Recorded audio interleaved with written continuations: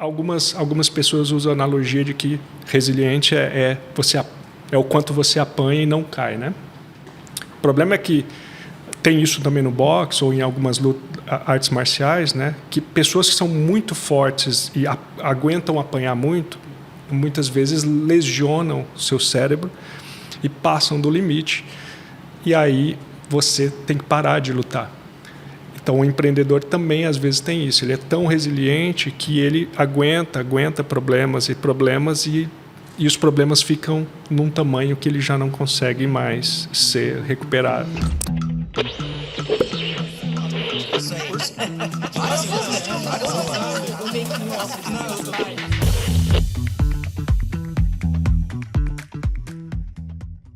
Olá, eu sou o Kaká. E aí, galera, sou a Mari. E esse é o Start Growth Talks, o podcast que visa trazer insights com o objetivo de ajudar empreendedores a chegarem ao próximo nível mais rápido. E hoje a gente tem um convidado muito especial aqui, né, Mari? Vamos falar de uma coisa complexa, né? Um querido, um fofo, uma pessoa maravilhosa, além de ser empreendedor nato, tem uma profundidade de conhecimento que eu tenho certeza que vai auxiliar muitos empreendedores que estão assistindo a gente, né, Kaká? E hoje a gente vai falar de coisa ruim, né, Thiago? Fala um pouco pra gente aí, Thiago, qual que é a importância, né, de ser resiliente nessa jornada empreendedora, né? E acho que o nosso tópico vai ser hoje aqui falar, gente, de quebradeira mesmo, de coisa ruim e como é que a gente se levanta, né? Essa é a ideia. E o Thiago Fiorin está aqui com a gente. Thiago, se apresenta, fala um pouco de quem você é, o que você faz, enfim. O Thiago tem várias coisas legais aqui para compartilhar com a gente hoje. Legal. Poxa, primeiro, obrigado por vocês terem me convidado. Gosto muito de compartilhar aí alguns aprendizados durante a jornada empreendedora. Sempre que eu estou conversando com algum empreendedor, eles falam, poxa, ouvi lá o podcast de vocês. Então é bem legal compartilhar aí histórias que nem sempre são tão comuns a gente ouvir, né? Mas eu tô com 43 anos, comecei a empreender dentro da universidade ainda, aqui em Curitiba, com cerca de 20 anos. Tive 2 empresas e depois da minha experiência com a segunda empresa, acabei tendo um momento ali como advisor de algumas startups mais ligadas a e-commerce, a marketplace, e hoje eu estou ajudando uma fintech que também atua no segmento de e-commerce. Então a minha vida está meio ligada com e-commerce, faz cerca de 23 anos que eu estou nesse segmento. Já na universidade você já empreendia com e-commerce, né? Quando você começou lá, né? Na universidade a gente começou, eu mais 2 amigos, a gente começou a implantar projetos de e-commerce mais ou menos em 2000, né? Então o e-commerce no Brasil estava começando mais ou menos em 98 e a gente tinha algumas ideias. A gente ia começar fazendo site normal, mas já tinha gente fazendo site, sempre tem a história dos sobrinhos. Sim. E implantar e-commerce, os sobrinhos já não conseguiam, então a gente ia mais para esse Já subiu um nível ali da questão. Eu adoro um desafio, né? Porque desde os 20 falando de e-commerce, caramba. Já são mais de 24 desafio anos. Demais. E-commerce é desafio, né? Eu acho que o varejo, sinônimo. em si, o varejo em si é um grande desafio ainda hoje, né? Então, no mundo, né? E o Thiago também tem uma coisa que ele não falou aqui, mas que eu acho imprescindível e a gente conhece, que é o empreendedor Endeavor, né, Thiago? Então você ajuda muitos empreendedores. Fala um pouco sobre isso, Thiago, sobre ser um empreendedor Endeavor também, que é uma característica que eu acho fantástica. A Endeavor acho que entrou na minha vida em 2012 com o Matheus aqui, o Léo Frade aqui no Paraná. Mas eu acabei me tornando empreendedor Endeavor em 2015. Então eu fiquei usando ali como trial durante alguns anos. Mas a Endeavor é uma organização sem fins lucrativos que visa apoiar o empreendedorismo através de outros empreendedores, né? Então eles usam as histórias de empreendedores que vão construindo as suas empresas de maneira correta, eticamente. E essas histórias vão sendo utilizadas para outros jovens e a gente vai formando novos empreendedores, porque quando eu comecei a empreender em 2000, ainda não tinham startups, não tinham empreendedores, era pequena empresa e empresário. Era isso que era a vida. E os empresários eram mal vistos, né? Então era vendido uma mensagem, principalmente pelas novelas na época, de que eram pessoas que usavam outras para o bem próprio, né? Então, o que a gente sabe que não é realidade, óbvio que tem bons e maus empresários, empreendedores, assim como colaboradores ou profissionais do setor público, mas o empreendedor em si ele tem uma função de construir algo e geral, a minha visão, pelo menos, ou a visão da Endeavor, é que os países se desenvolvem através das empresas, né? Então, são as empresas que transformam um país em algo melhor. Movem a economia, né? A gente precisa de muitas empresas e empresas bem feitas, saudáveis, né? Toda a comunidade é beneficiada, né? E a Endeavor trabalha especificamente em scale-up, que foi um dos seus negócios, né, que faturaram aí algumas cifras interessantes, né? E esse foi um negócio que também deu um declínio, né, Thiago? E acho que hoje a gente vai começar a falar sobre isso.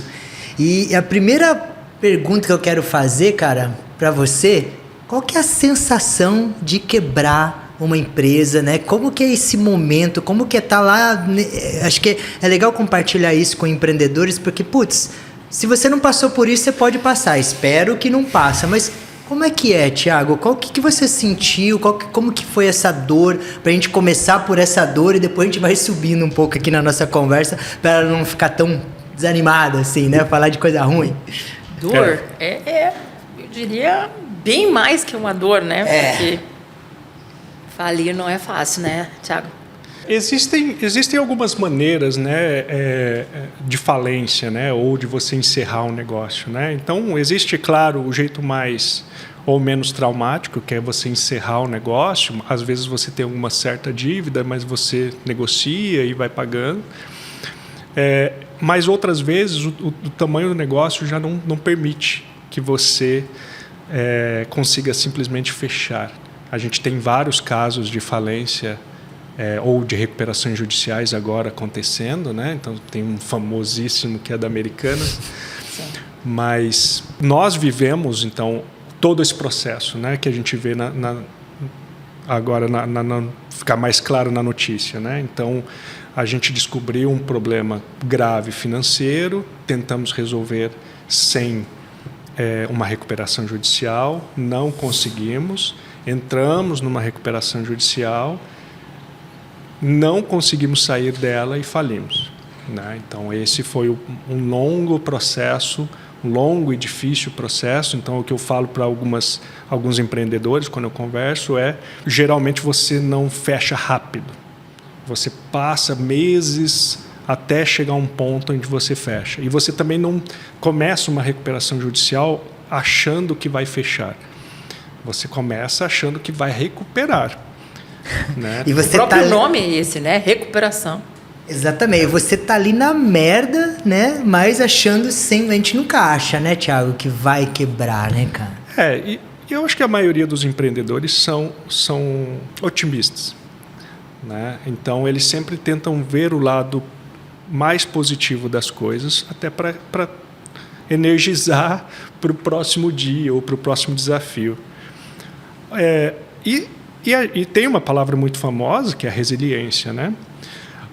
O problema da resiliência é que ela é muito difícil de você achar o ponto ideal onde você passa do limite, né? Porque algumas pessoas usam a analogia de que resiliente é o quanto você apanha e não cai, né? O problema é que tem isso também no boxe ou em algumas artes marciais, né? Que pessoas que são muito fortes e aguentam apanhar muito, muitas vezes lesionam o seu cérebro e passam do limite. E aí você tem que parar de lutar. Então, o empreendedor também, às vezes, tem isso. Ele é tão resiliente que ele aguenta problemas e os problemas ficam num tamanho que ele já não consegue mais ser recuperável, né? Então, é óbvio que quando a história é bonita, ela termina com um fim feliz, você é resiliente. Quando ela termina com um final ruim, você é incompetente, né? Então, geralmente, esse é o problema do empreendedor que está à frente do negócio, né? Que boa analogia. Thiago, só para o empreendedor que está nos ouvindo aqui, eu nem te perguntei se a gente poderia falar, mas a gente pode falar o tamanho que era, o quanto que faturava a empresa que foi para o declínio, só para o empreendedor ter uma noção dessa dor? Quando a gente descobriu o problema financeiro, a gente estava faturando em torno de 120 milhões ano, né? Então, estava ali mais ou menos com 200 profissionais. 200 pessoas. Às vezes eu falo com empreendedores, né? Tipo, não importa o tamanho, você sempre vai ser quebrável, né? E a gente, de novo, pode usar a analogia pública aí da Americanas, né? Mas tem outras empresas gigantes que quebraram, né? Então, não é porque você está faturando 100 milhões, ou 1 bilhão, ou 10 bilhões que você não vai quebrar, né? O tamanho... Eu consegui ter uma experiência de ver o crescimento de uma empresa desde o zero. De quando você fatura 10 mil reais por mês, depois você vai para 100 mil reais por mês, depois 1 milhão por mês, depois 10 milhões por mês. Então, eu tive essa oportunidade de sentir uma empresa. E eu brincava que é apenas mais um zero. As coisas acontecem do mesmo jeito se você está numa empresa de 1 milhão por mês, 10 mil reais por mês ou 10 milhões de reais por mês. A única diferença é que, numa empresa menor, você tem um pouco mais de flexibilidade para resolver os problemas, né? Porque você ou pega dinheiro próprio, né? Ou você consegue dinheiro mais fácil, porque é pouco dinheiro. E quando você tem... E os problemas são sempre proporcionais, né? Então, quando você tem uma empresa de 10 mil reais de faturamento mês ou 100 mil reais, você está falando de problema de R$1.000, você está falando de um problema de 10 mil reais. E quando você está faturando 10 milhões, você tem problema de milhões, né? Então, para você capturar esses milhões no mercado, já é um pouquinho mais complexo, burocrático, né? E leva um pouco mais de tempo. E, às vezes, o tempo não é muito seu amigo. Sim. Quando tem um problema, né? E Thiago, o que você pode trazer como aprendizado de tudo isso que aconteceu? Que é um aprendizado enorme, né? Imagino eu, para a vida, não só como empresário, mas como pessoa. O que você podia trazer para os empreendedores que estão nos vendo e nos ouvindo? O retorno aí disso tudo. Nossa, são tantos os aprendizados. Eu acho que aqui, como o propósito é prático, né? Eu vou falar, eu acho que um aprendizado de como evitar isso. Não veja a área financeira como custo, veja como investimento. Mas eu vou contratar um profissional que vai ficar lá no departamento administrativo. Assim como você vai contratar um melhor desenvolvedor ou um melhor profissional de vendas, cara, é a mesma, acho que é mais até importante do que esses profissionais. Eu sei que sem vendas a gente não tem uma empresa, mas com vendas e sem resultado você também não tem. O balde fica furado, né? Você tem o risco de perder tudo, né? Então você se esforça tanto e não sai do lugar, né? Então muitas vezes a gente está correndo em cima de uma esteira, né? Na empresa. A gente se esforça e fala, poxa, mas você vê o top line, que é o da receita, crescendo e fala, cara, cadê todo o dinheiro, né? E aí você se expõe a um risco que muitas vezes o empreendedor não sabe que está se expondo, porque não tem todo o conhecimento financeiro que precisaria ter, né? Então, eu acho que para evitar um problema invista na área financeira, não coloque profissionais que não têm o conhecimento necessário para que ele te mostre coisas que você não sabe, porque você não sabe. Geralmente os empreendedores não são da área financeira, né? A não ser que seja uma fintech, alguma coisa assim. Mas a maior parte não são. E aí é aquela ignorância que a gente tem, né? De ir crescendo sem ter o conhecimento. Então você não sabe, que é quase igual um médico, né? Você não sabe que as coisas que você faz, algumas coisas que você pode estar fazendo, pode estar sendo prejudiciais a você, né? E Thiago, no financeiro, o que você mais olha ali, cara? Porque financeiro tem dois momentos, né? Tem um momento positivo e um momento do Vale da Morte ali, que o cara tá no negativo, mas tem que estar com o financeiro, com o EBITDA negativo, tá tudo negativo porque ele tá tracionando a empresa, né? Mas o que você mais olha, assim, que você fala, cara, não perca de rumo isso ali no financeiro, já que é uma dor, assim? Existem...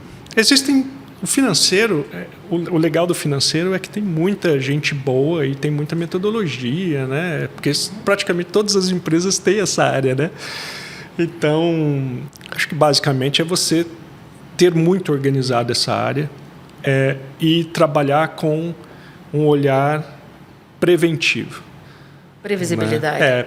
Porque, no final das contas, depois que aconteceu, fica tudo mais caro, tudo mais difícil. Então, você sempre tem que estar prevendo que algo vai acontecer. Então, é quase como se você estivesse numa estrada, e quanto mais rápido você tiver, mais previsibilidade você precisa ter. Eu gosto de fazer uma analogia com você numa estrada à noite, você com um farol baixo. Você enxerga poucos metros à sua frente. Então, se você tiver 10 por hora, não vai ter problema. Você para rápido. O problema é que quanto maior você é e mais rápido você está, mais à frente você precisa ver. E aí você tem que ter bons faróis e uma luz alta para você continuar nessa estrada, correndo nessa estrada, sem sair dela ou sem atropelar alguém.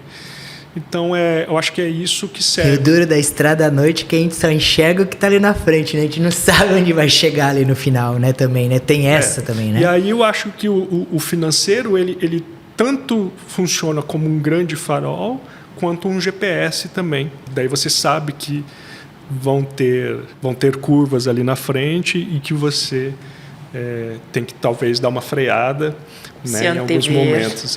Exato. Então, acho que isso é super importante para o financeiro. Então, são muitos números, né, que ele tem que ver, mas, basicamente, para ser prático de novo, é uma estrutura muito organizada do DRE, né, que é o demonstrativo de resultados, mas, ao mesmo tempo, a gestão do fluxo de caixa. Né? Então, acho que são esses dois que se complementam. Porque o fluxo de caixa, por si só, ele muitas vezes não mostra a estrutura de onde estão indo os seus investimentos, ou onde alocar os seus recursos, mas também o DRE não mostra o que está acontecendo com o dia a dia do capital. Né? Então, que muitas vezes a gente morre mais pelo fluxo de caixa do que pelo DRE. Sim. Mas isso é super padrão de profissionais bons da área financeira. Aquele cara que te fala coisas que você não sabe que não sabe, né? Eu sempre estou pensando nessa questão de quem não sabe o que não sabe, né? E a gente não sabe muita coisa, né? E a gente é um botãozinho, né, que a gente aperta. Cara, não sabia isso, pum, estou sabendo, né?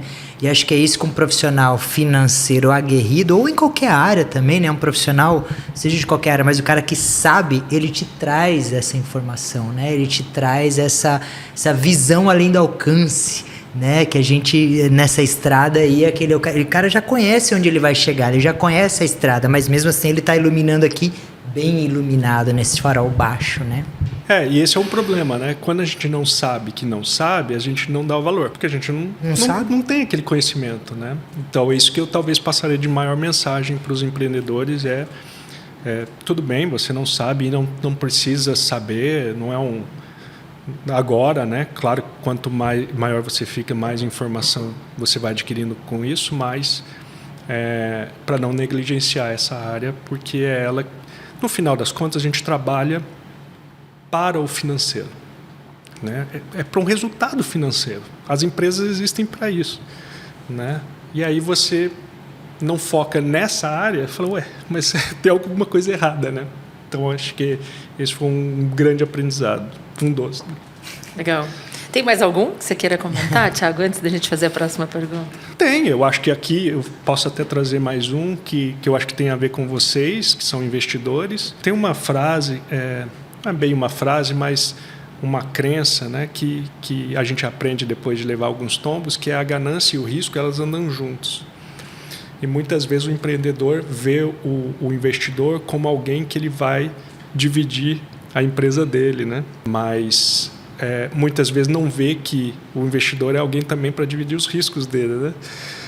E essa divisão vem tanto com conhecimento, né, que é o que vocês trazem, quanto o dinheiro, né? Então, só para talvez ter esse aprendizado, porque em 2013 nós tivemos a oportunidade de captar e começar uma jornada, porque a gente teve um investidor, mas ele era mais advisor do que dinheiro, né?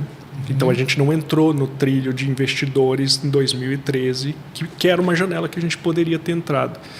Mas nós tínhamos 100% da empresa e não quisemos, não tivemos essa visão de que a empresa estava crescendo sozinha. Quantos anos já estava a empresa Bootstrap, Thiago? Estava 9 anos. 9 anos com capital próprio e avançando. Ela foi até o fim com capital próprio. 2013 faturava quanto, mais ou menos, você estava pensando em capital? Só para o empreendedor se localizar eu ali. nem estava pensando, né? Mas ela estava faturando mais ou menos uns 25 milhões. E aí, captar para quê? Com 25 milhões ali rodando, né? A gente estava crescendo em torno de 60%, 70% ao ano, né? E aí não...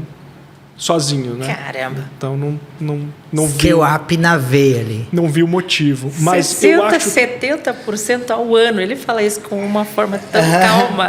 Imagina o caos lá dentro.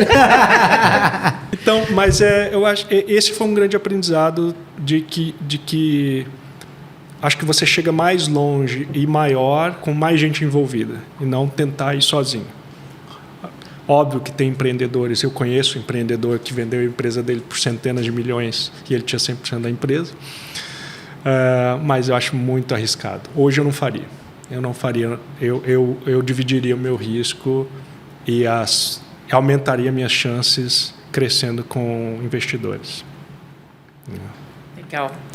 E, Thiago, como que você superou tudo isso? Como que foi esse fracasso para você? Eu queria que você contasse algumas histórias que possam, eu acho que trazer um pouco à tona do que você viveu, obviamente, mas principalmente como que você se reergueu, como que você voltou a agir no mundo do empreendedorismo, que hoje você é uma figura ilustre, todo mundo conhece o Thiago Fiorin, né? E por tudo que você já construiu até hoje, e ainda vai construir, não tenho dúvida nenhuma, é uma figura maravilhosa. E eu queria muito que você trouxesse essa tua experiência, assim, para que eles pudessem se inspirar.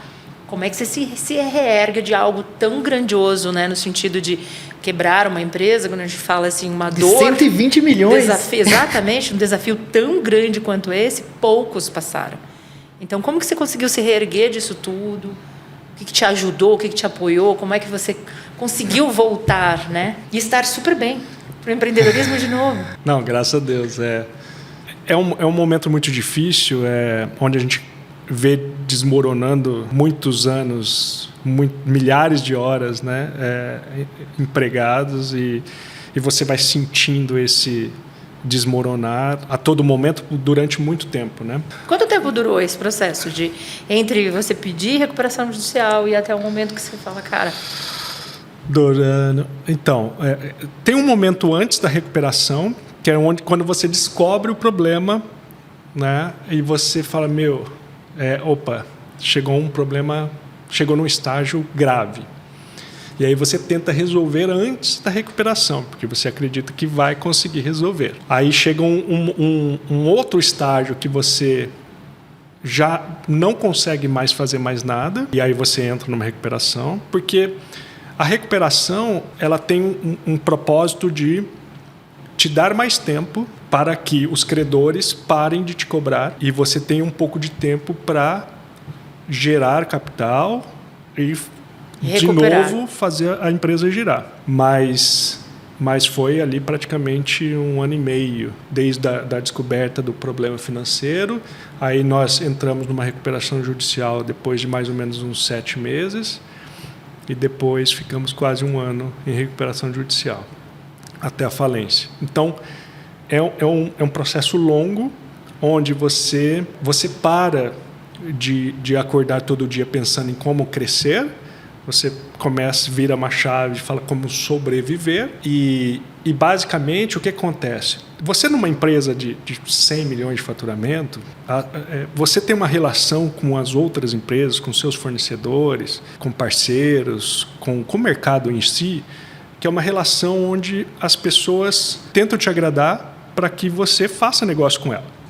Porque tem muito dinheiro envolvido. Sim. Quando você entra numa recuperação judicial, você vira também essa chave. Então, ao invés de você entrar pela porta da frente das empresas, que tentam fazer de tudo para você ir lá, você entra pela porta dos fundos, e aí você sempre está cercado de um monte de advogado, um monte de... Então, a sua relação com o mercado para de ser comercial e vira mais jurídica. Então, esse é um ponto muito desgastante para o empreendedor, porque ele não vive isso. Não é essa história que ele quer viver. É um processo árduo para ele, né? Aceitar tudo isso também. E ele está vendo todo o esforço dele indo por água abaixo, né? E aí começam negociações que geralmente ele não tem a rotina de fazer. São negociações financeiras que estão junto com jurídicas, não de crescimento, entendeu?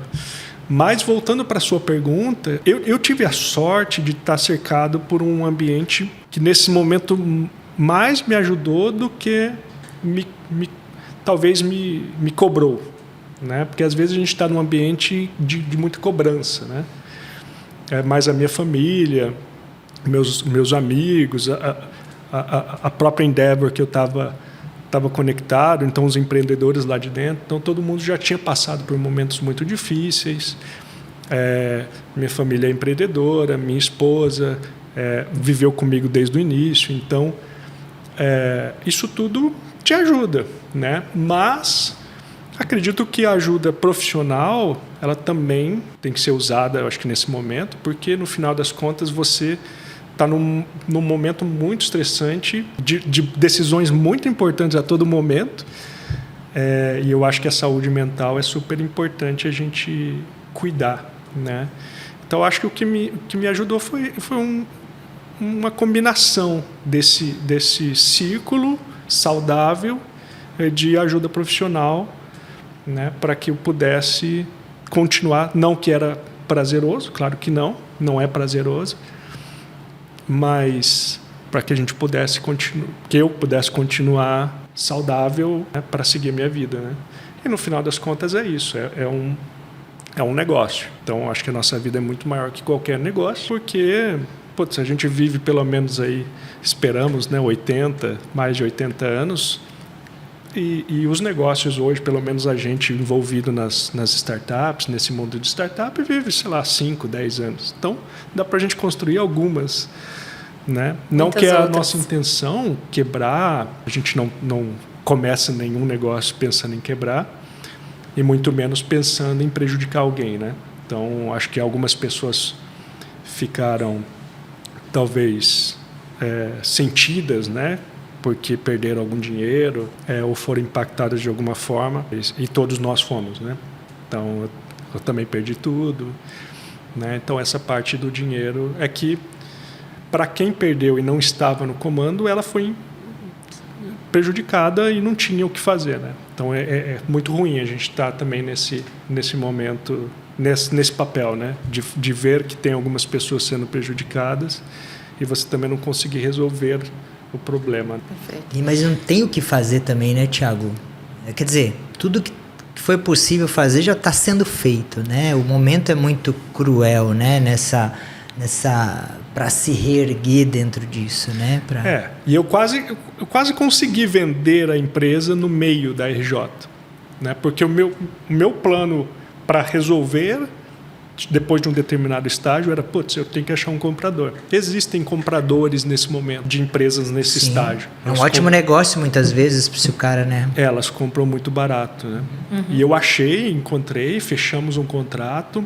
Ele foi falar com a juíza, porque existe um processo, né, para ser seguido. Ele chegou a colocar dinheiro, chegou a administrar por um tempo a empresa, a parte financeira, mas no final ele cancelou a compra e foi bem esse momento Eu lembro que foi 8 de dezembro, né? Então Eita, faz alguns anos então que estão... 8 de dezembro de 2018. A gente tinha bem poucos profissionais, acho que então a gente chegou a ter 200. A gente, em 8 de dezembro, acho que estava com 10. Caramba. Então esse é um outro momento, né? Porque tem 2 momentos onde você perde profissionais porque eles veem que a empresa está mal e sai. Isso é muito ruim para a gente. E tem os outros momentos que é onde você precisa desligar pessoas, porque só que você precisa desligar e nem vai pagar ela. Eu lembro que, cara, eram profissionais que estavam com a gente há anos, tipo, a gente chorava junto ali na mesa, cara, não tem o que fazer. Nossa, muitos. Dia 8 de dezembro, que a gente estava com 10 profissionais, eu estava fazendo uma reunião. Então estava eu, um advogado da falência, esses 10 profissionais, a minha esposa esperando ali fora. Eu estava na sala de reunião, fazendo uma reunião com esse comprador, com esse investidor, e ele falou que não estava cancelando a compra. E aí, nesse dia, eu falei, então, não tenho o que fazer, vou desligar a empresa. Aí estava o advogado, eu falei, cara, faz o que precisa, qual que é o procedimento, eu não sei qual que é o procedimento, ele faz lá. E aí eu saí da sala de reunião, e aí falei, abracei todo mundo lá que estava lá, a gente se despediu e fechou a porta. Deu o último suspiro. É um misto de tristeza com alívio, né? Para quem já perdeu alguém que ficou muito tempo no hospital, talvez entenda isso, né? Tipo, que você ama aquela pessoa, mas você também não quer que ela sofra, e também não adianta. Então, mais ou menos esse tipo de sensação. Não é bom de qualquer jeito, né, Thiago? Mas é um alívio de que você Sim. fala, cara, agora eu vou seguir a minha vida, porque isso aqui eu não tenho mais o que fazer. E aí começa uma outra etapa, que é a falência em si. Porque a falência é nesse momento, é aí que ela começa. Até então era RJ, né? Aí é mais um momento de pessoal do que negócio. E quando você fala isso, e aí eu queria emendar com uma outra pergunta.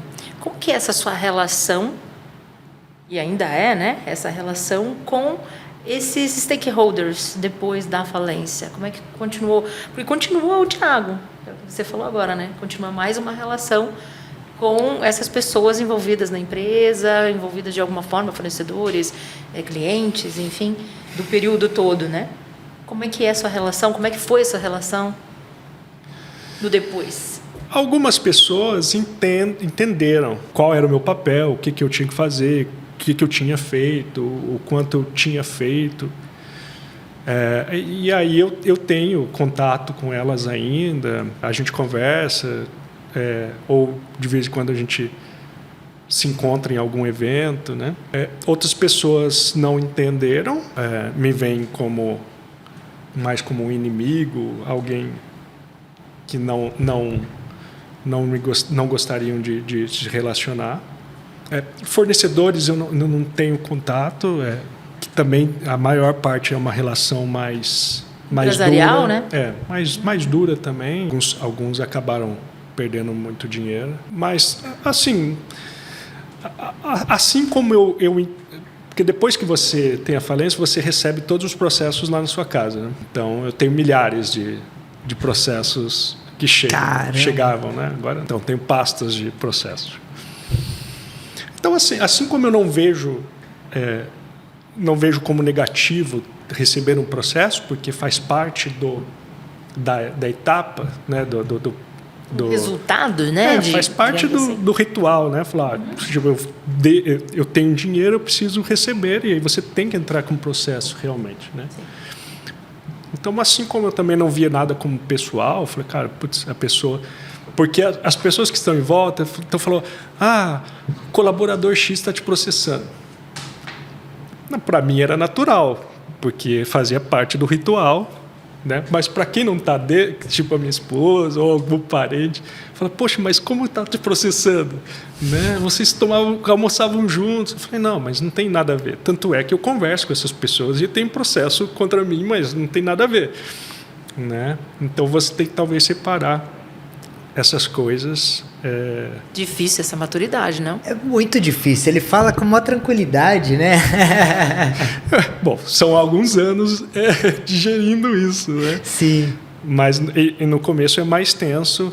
Você, por exemplo, a primeira vez que entraram na minha casa para entender se tinham bens que poderiam ser... Um auditor? Não é auditor, Oficial né? de justiça. Um oficial, eu Oficial. acho, oficial de justiça. Então, a primeira vez que entrou um oficial de justiça na minha casa, é algo que você não está acostumado. Eu falei, cara, putz, tem alguém que está entrando na minha casa, está checando todas as coisas que eu tenho para ver qual ele vai penhorar, né? Para pagar alguém, né? Eu imagino para quem tem eu não tenho filhos, né? Mas para quem está lá com a família toda, chega alguém na sua porta. Então a gente vê muito em filme, né? Uhum. Então Aquele cara chega sem hora marcada, você tá lá no almoço de família, ele fala, tá aqui, tem que entrar e dar uma olhada aí para ver o que você tem que a gente vai penhorar. Porque não que ele vá penhorar qualquer coisa, né? Então você tem lá uma TV, uma geladeira, não vai Sim. penhorar isso, mas caso você tenha obras de arte, Quadro do Van têm- Gogh. Então, depois você entende que eles têm que fazer isso, porque Sim. tem gente que tenta, né, enganar a lei, né? E aí é normal, tem que checar. Então depois você entende, você fica mais calmo, mas são coisas que você as primeiras vezes, como tudo, né? A gente sente um pouco mais, né? Então, assim como foi quando perdi as coisas que eu tinha, né? Então você perde carro, você perde imóvel, você perde tudo que você tem. Você volta a ser um adolescente de 18 anos, sem carta, sem carro, sem casa, sem cartão de crédito, né, Thiago? Hoje, se eu tiver, hoje eu não tenho, né, cartão de crédito, eu não tenho conta bancária. Se entrar 1 centavo na minha conta bancária, ela é automaticamente bloqueada. Esse é um problema que eu acho da lei aqui no Brasil. Super problema, eu acho. Porque ele meio que bloqueia pessoas que estão aptas a trabalhar para trabalhar e para agregar para a sociedade. Eles não permitem que você reaja, né? Como pessoa, como empreendedor, como um novo negócio.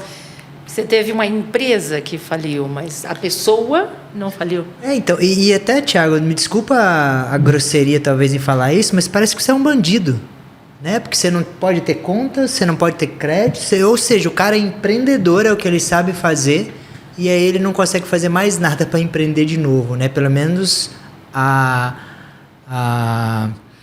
as leis não permitem isso, né? Faz sentido isso? Ele é um pouco isso. Então, ele é um pouco invertido, né? Então, primeiro você é culpado para depois você se defender e sair desse culpado, né? Então, eu acho que poderiam mudar. Eu não sou um legislador, então eu vou com de minha forma leiga aqui, né? Passar que a minha visão é que deveria ser feita alguma investigação para ver se houve algum crime. Tudo bem, né? Porque poderia ter desviado, né? Imagina. Né? Então existem empresários que fazem isso, né? Desviam dinheiro da empresa para suas contas e depois falem ela. Sim, para benefício próprio. Então, mas a partir do momento que você investigou, não houve crime, deveria liberar para você seguir a vida, né? Porque daí você não é. Mas não é bem assim que funciona, então a gente tem que seguir a regra do jogo. Que história, né? E Thiagão, eu acredito que deve ter alguns empreendedores passando por isso no momento, né? Passando por toda essa dor aqui, porque só de falar a gente dá uma trancada aqui na respiração, né? Porque é fácil a gente estar aqui do outro lado conversando, mas quando a gente se coloca nesse lugar é um momento muito difícil, né? E, cara, o que você diria para esses empreendedores agora que estão aí, cara, no Vale da Morte, muitas vezes tentando resolver um problema parecido com esse seu, sem grana, talvez com alguns processos já. O que você diz para esse cara, com a sua experiência aí? Acho que primeiro cuida de você, cuida de quem está com você. Porque se a empresa vai ficar ou não, se ela vai existir ou não, você vai continuar e quem está com você vai continuar. E se você cuidar disso, você segue a vida, né? Óbvio que não é uma mensagem para que a pessoa desista do que ela está fazendo. Existe uma probabilidade de não dar certo. Isso é estatística, né? A gente que gosta de dados, né? Então, se você se se cuidar e cuidar de quem está com você, nas duas hipóteses você sai ganhando, né? Então, acho que esse é o ponto. E aí, acho que cada um sabe da sua própria realidade para entender o que vai fazer, né? Eu acho que o empreendedor tem uma gama... Bom, primeiro ele é criativo, então tentar achar uma saída aí é bastante flexível, mas assim como eu fiz, então, para durar ali 1 ano e meio, a gente foi na base da criatividade. Você foi muito camaleão, cara.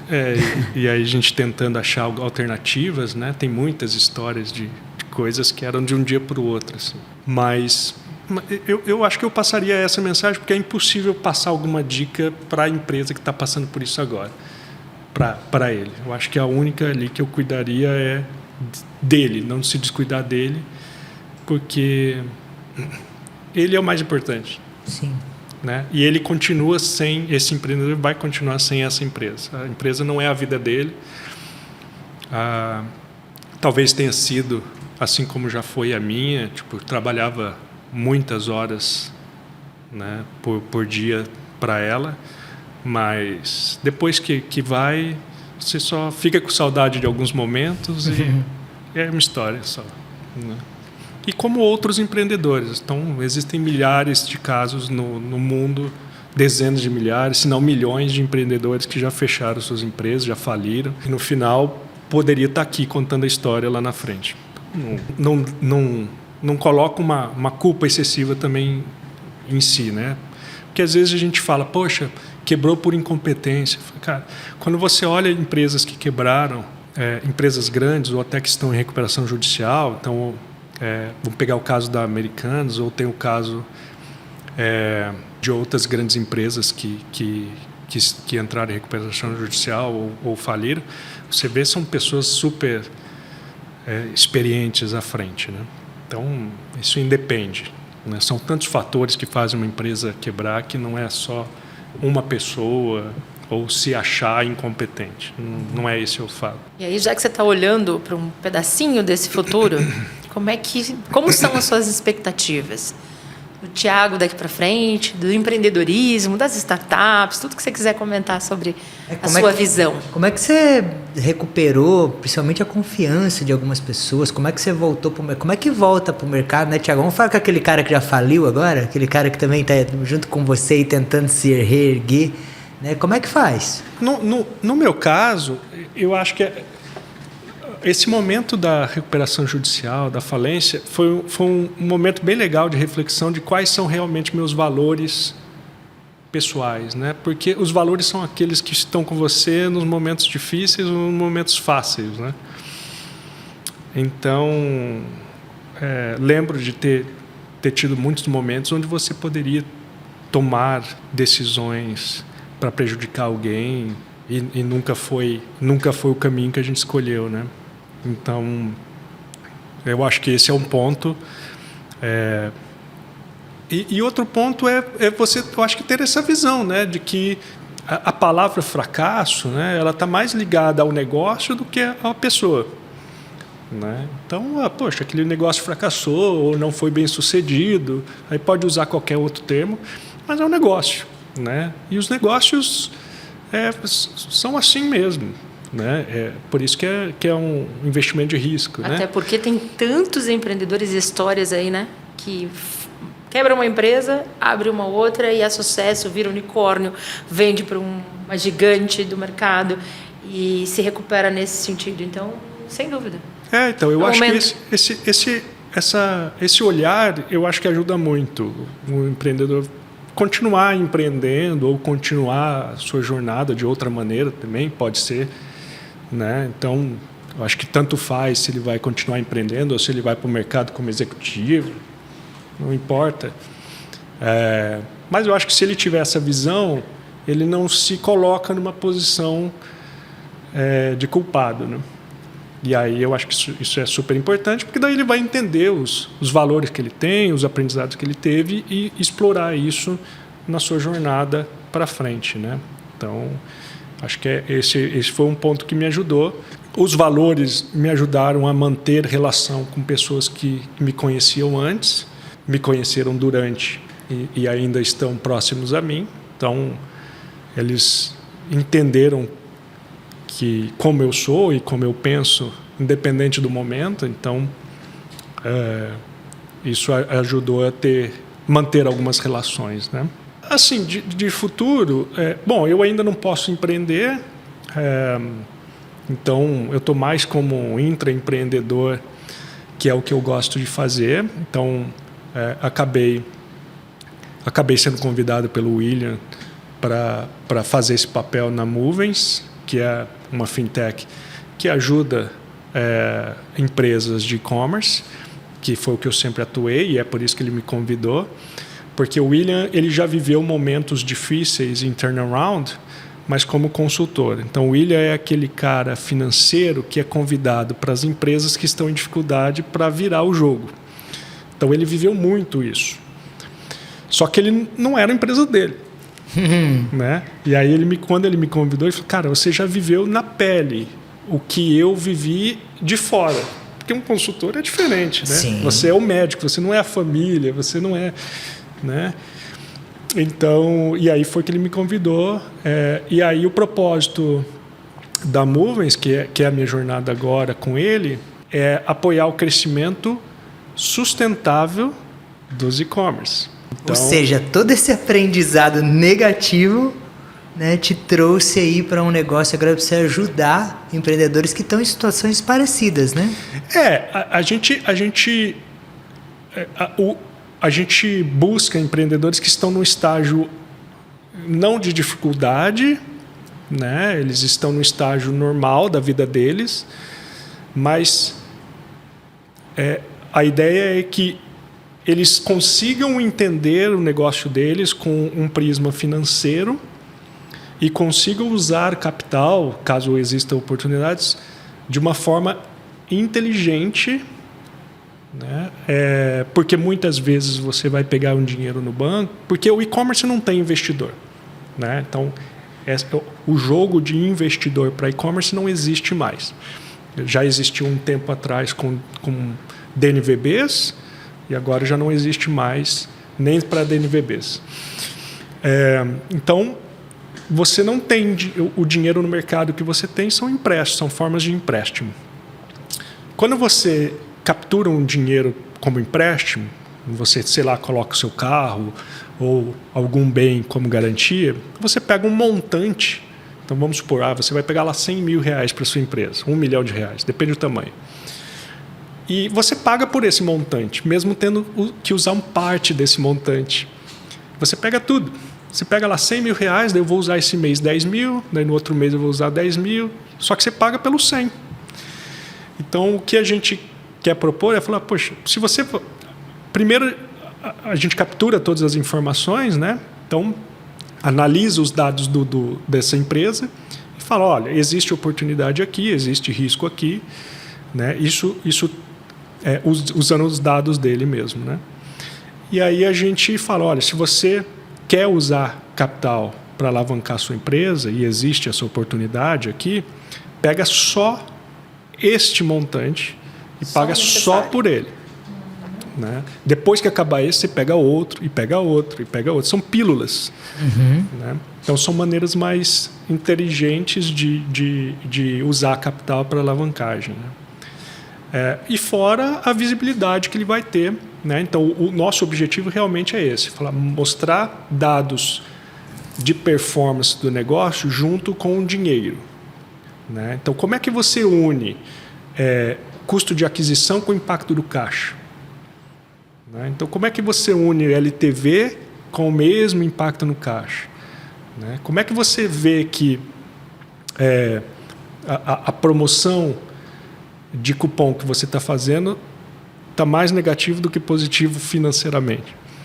Né? Então, é isso que a gente quer ajudar eles a verem para ter um crescimento mais sustentável realmente. Né? Que é aquele farol que a gente quer, Sim. só que de uma maneira tecnológica. Então, a gente quer mostrar o farol para... Você traz um farol de milha ali para os negócios, né, ter uma visão mais inteira do negócio, né, e mostra oportunidades que ele precisa arrumar para conseguir esse dinheiro, para ajustar para conseguir mais esse dinheiro. equilibrado, eu vejo, né? Porque não só o olhar estratégico, você está trazendo o olhar estratégico para o financeiro, que você comentou lá em cima da nossa conversa, que é importante, que muitos acabam deixando de lado, não dando a importância devida, mas ao mesmo tempo com o equilíbrio necessário para que aquilo seja utilizado da maneira correta, aonde tem que ser utilizado.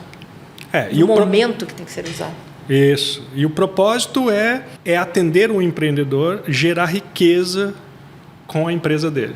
Porque muitas empresas elas giram dinheiro e não geram riqueza. Vendem, mas aonde é que está o dinheiro? Né? E a gente acredita que a empresa, não só a gente, né, mas grandes investidores no mercado, acreditam que empreender é uma das formas que mais tem de gerar riqueza. Não só na venda, alguns negócios na venda, mas outros na parte do dividendo, né? E aí o nosso propósito é expandir essa riqueza para o empreendedor, que é basicamente como é que a gente faz com que essa empresa gere mais caixa. Esse é o nosso propósito. Porque é geração de caixa que é a riqueza de qualquer negócio, né? Caramba, dá para ficar conversando aqui o dia inteiro, né? E nosso tempo tá acabando aqui, mas dá vontade de saber mais. Mas olha que transformação, né, Mari e Thiago, né? Sair de um negócio que quebrou para entrar num negócio onde disponibiliza dinheiro, né? Ou ser um advisor, ser uma pessoa importante, experiente, que mostra para as pessoas na prática onde que errou, né? E por que esse caminho é legal, né? Eu acho isso fantástico, né? Mas o que eu não sei se faz sentido para você, Mari, mas eu acho que aqui dessa conversa que fica muito para o empreendedor é autoconhecimento, né? Concorda, Thiago, que autoconhecimento? Muita deixa aqui nas suas falas de todo o conhecimento que você teve ao longo dessa jornada, e uma jornada dolorosa, né? Árdua para um empreendedor de passar, imagine, 1 ano e meio. Passei por pouquíssimo desse tempo, algumas dificuldades que não chegou nem aos pés da sua, e eu imagino a dor que tenha sido para você na posição de líder desse negócio, porque para mim já foi difícil. Imagine você numa liderança de um negócio tão grande. O nosso ainda era bem pequeno. Então, e mesmo assim, né, se recuperar, e esse autoconhecimento te trouxe de novo para suas raízes. Você fala muito da questão dos seus pilares, dos seus valores pessoais, das pessoas que estão com você, do respeito que você tem com você mesmo, porque é isso que você trouxe muito para o empreendedor que está vendo a gente, e das pessoas ao redor que te ajudaram tanto antes, durante e ainda estão com você hoje, te dando a maior força para seguir em frente. Então, um aprendizado para mim muito mais de empreendedor para a vida. E autoconhecimento, né, Thiagão? Tem algo para falar de autoconhecimento? Porque, em resumo, tá consistente ali, voltado para você, saber que é o momento, né? Eu talvez muito influenciado pela minha esposa, né? Que é psicóloga, mas eu realmente acredito e invisto nisso como a terapia como um dos principais investimentos de autoconhecimento, né? Eu acho que, sinceramente, ele é meio que o pilar para todo o resto de aprendizado, né? Porque quando a gente se autoconhece, fica mais fácil da gente entender como a gente age e por que a gente age daquela maneira, ou para a gente potencializar alguma coisa que a gente tem de característica, né? Ou para a gente talvez compreender por que a gente está fazendo aquilo e talvez voltar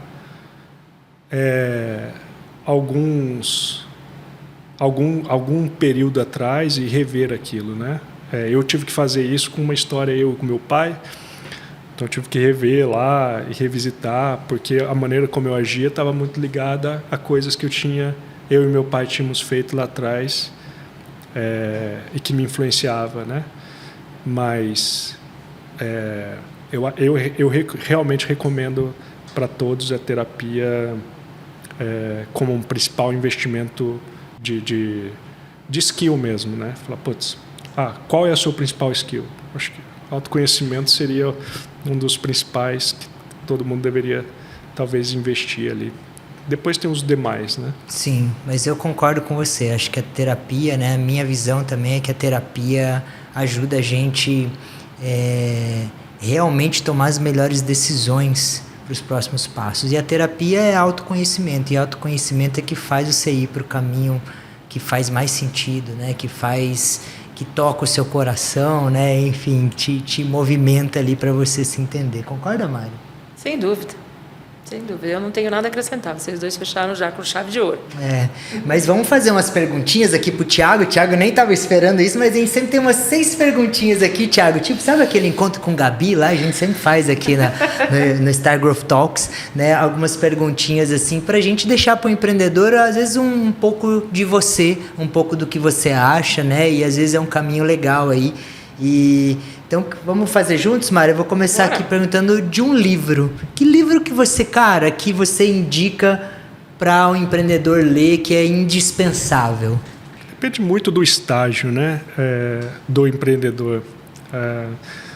Fica difícil. Eu vou talvez sugerir... Mas um para você, assim, que como empreendedor você fala, caramba, esse livro aqui é...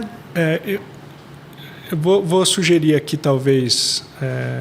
o 4 Steps to the Epiphany, do Steve Blank, que eu acho que é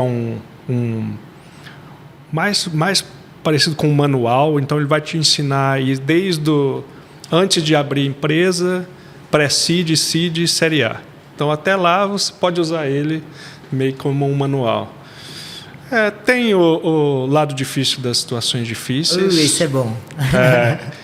Óbvio que ali ele chega no extremo e dá certo, né? É muito perigoso ler esse livro, mas conta um pouco das histórias do que um empreendedor pode chegar a passar. Nem todo mundo vai passar aquilo, né? Mas eu gosto de complementar, talvez, de novo, com o lado pessoal, né? Então, se a gente talvez pegar ali, saiba o seu porquê, eu acho que pode ser uma linha, ou...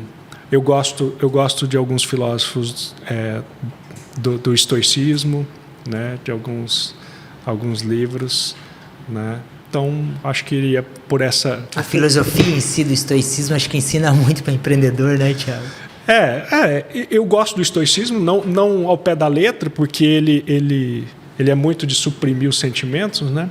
Sim. Mas ao pé da letra, talvez não, mas ele complementa com os dias de hoje, com outras práticas, eu acho bem legal, né? Legal. Várias dicas aí, né? E qual a sua inspiração, Thiago? O que te inspira? Eu gosto de criar coisas novas, então eu gosto de trabalhar, né? Então isso é... Mas não só trabalhar, é achar realmente por que você está aqui, né? Então eu li o livro, eu gostei. Tem o Ikigai também, que é uma prática bacana também. Eu acho que quando a gente consegue entender um pouco sobre isso e achar coisas para fazer ligadas a isso e fazer um balanço com o resto da sua vida, eu acho que isso me inspira a continuar acordar feliz, né?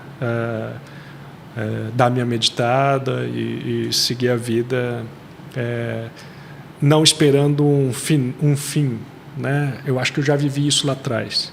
Falar, poxa, estou trabalhando para um fim. Hoje eu trabalho hoje eu vivo, né? Na verdade, o dia a dia, como o dia foi o fim, né? Aquele dia foi gostoso, né? Assim como está aqui também. Então, essas coisas que são legais. Está curtindo a jornada, né?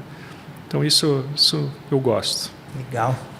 Tiagão, então um conselho, cara. E esse conselho é para você lá no passado. Eu gostaria que você falasse, cara, se fosse pra você dar um conselho para alguém, para você mesmo, lá no passado, o que você falaria para você? O que você daria um toque?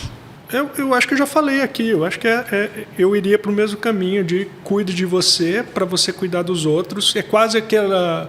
Dá para fazer uma analogia da máscara de oxigênio no avião. Coloque em você primeiro, para depois você ajudar colocar os outros. Então, eu iria muito para isso, complementando com um balanço entre ganância e risco, já que a gente está falando com empreendedores. Então, tomar esse cuidado, né? Tem grandes investidores que falam a mesma coisa, não é só no mundo do empreendedorismo, do investimento também. Então, não tente ganhar muito rápido ou sozinho, né? Então, cuidado com esse balanço. né? E cuide de você e de quem está em volta, porque os negócios vão vir e vão passar. E se tudo estiver bem, vai ser mais um de vários, né? A gente que é empreendedor, é uma jornada longa, né? Então pensa que a gente vai ficar talvez 30, 40 anos trabalhando. Quantas empresas dá para construir em 30, 40 anos? Né? Olha os spoilers aí, ó. Tá vindo empresa nova por aí, gente. Um dia, espero. E habilidades, Thiago? Habilidade que você considera essencial? Uma ou duas ou três que você queira citar durante toda essa sua carreira que te fez?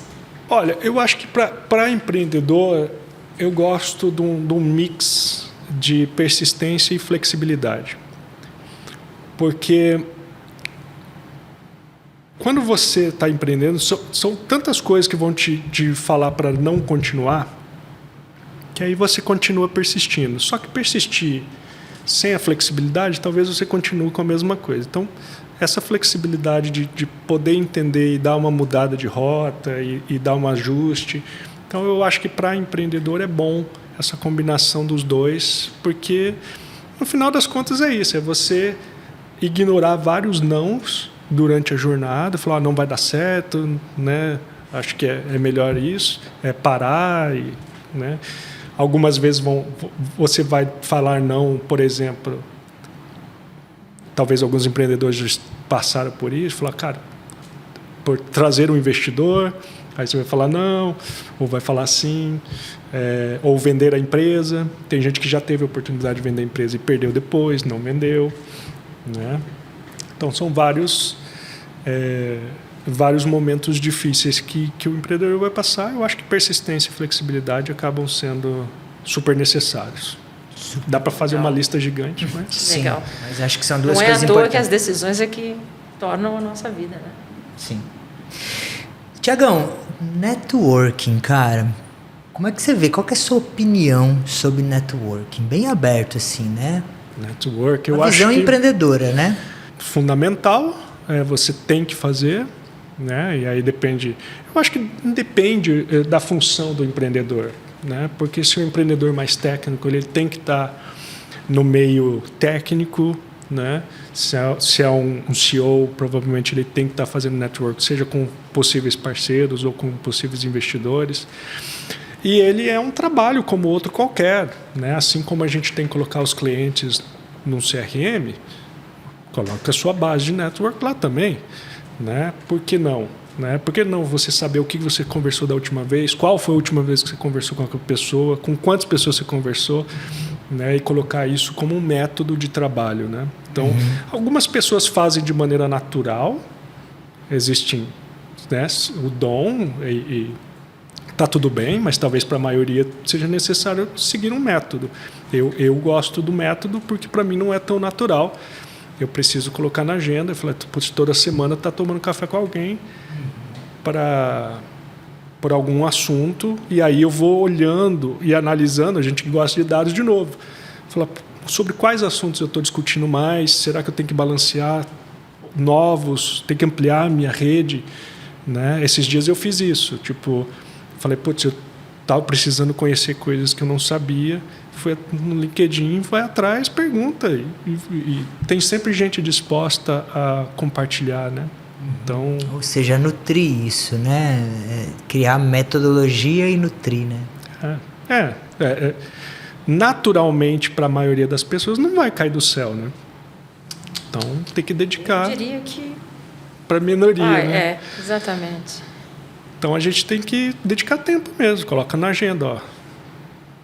É igual cliente, né? Igual vendas. Você tem que criar, Sem né? dúvida.